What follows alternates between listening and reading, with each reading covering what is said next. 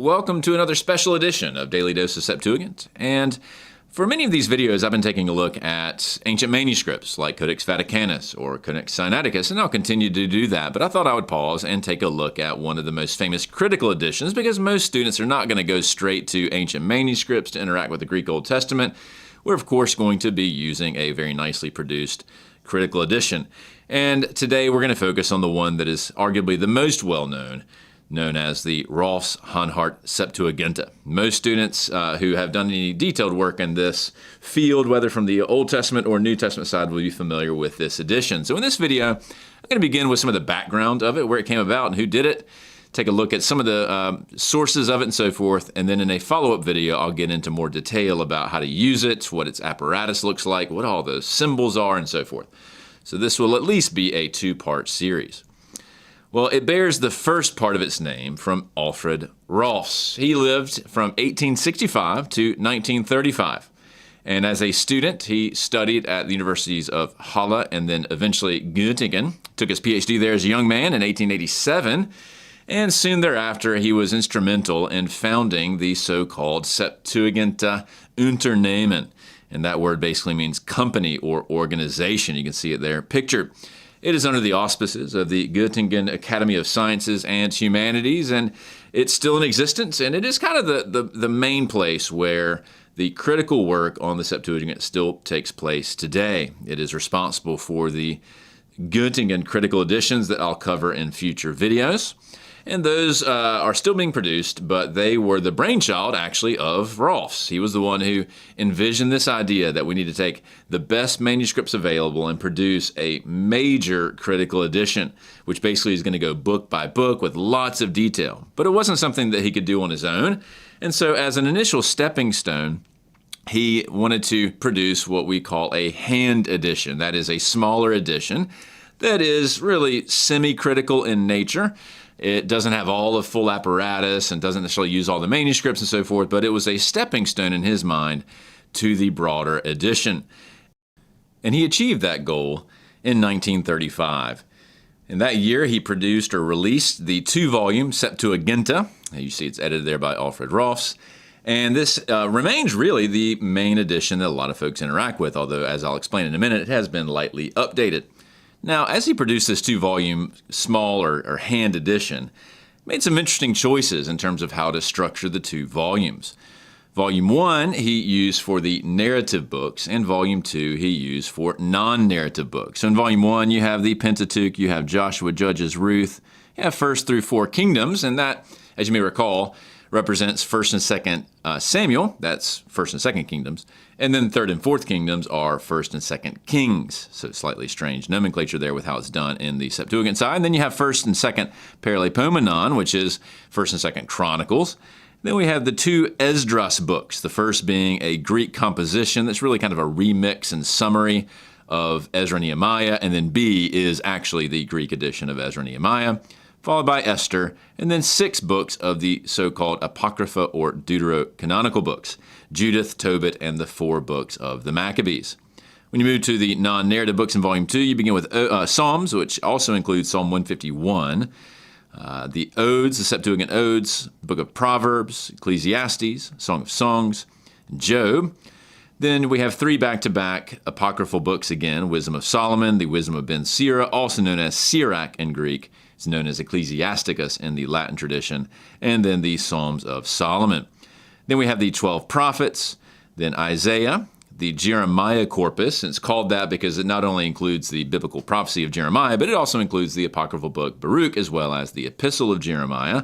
Then we have Ezekiel, and then lastly, the Daniel corpus. That's Daniel, as well as Susanna, Bel and the Dragon, and the Song of the Three Young Men. So it's a bit of a strange way in which he structured the two volumes. To my knowledge, this sequence doesn't match any known manuscript, certainly doesn't match Vaticanus or Sinaiticus or Alexandrinus. And so it's its own little quirky thing, which, of course, for scholars makes things a little bit tricky when you're trying to navigate the English order of the books that you're familiar with, the Masoretic order, which is not quite the same thing, the different manuscripts, and then you have Rahlfs, which is sort of sitting there with its own idiosyncratic ordering. So a bit strange, but that's what he chose to do. Along comes Rahlfs-Hanhart, and he lived actually a full century plus a couple days from 1925 to 2025. He was born in Switzerland. He studied mostly at the University of Basel, and he led the Septuaginta Unternehmen from the late 70s to 1993. He took Rahlfs' work and lightly edited it. Very few changes were made, and it was put together as a one-volume edition that was released in 2006. And so that's the one that most folks are going to be used to. And it has both the kind of normal hand edition that's small and so forth. There's also a large print edition. Most electronic Bible software packages will use this edition as well. Hanhart also, in addition to that and leading this Unternehmen, he also produced his own fully critical editions of the Göttingen editions of 2nd and 3rd Maccabees, 1st and 2nd Esdras, or Esdras A and B, Judith, Tobit, as well as 2nd Chronicles. So he was rather prolific in his academic ministry. This revised edition, this Rahlfs-Hanhart form, looks something like this.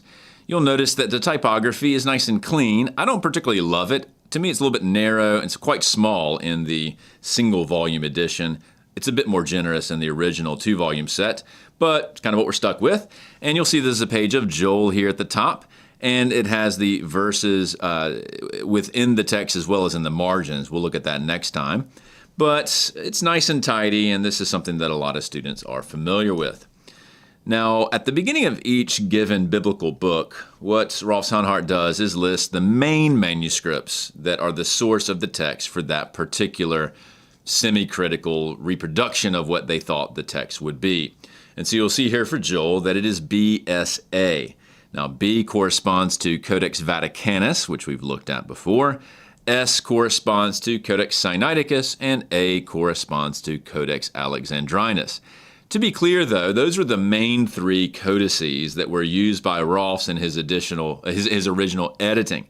However, the apparatus and some of the textual features will be shaped by other manuscripts as well. But these are the big 3 that are the primary source of what Rahlfs and, of course, Hanhart did.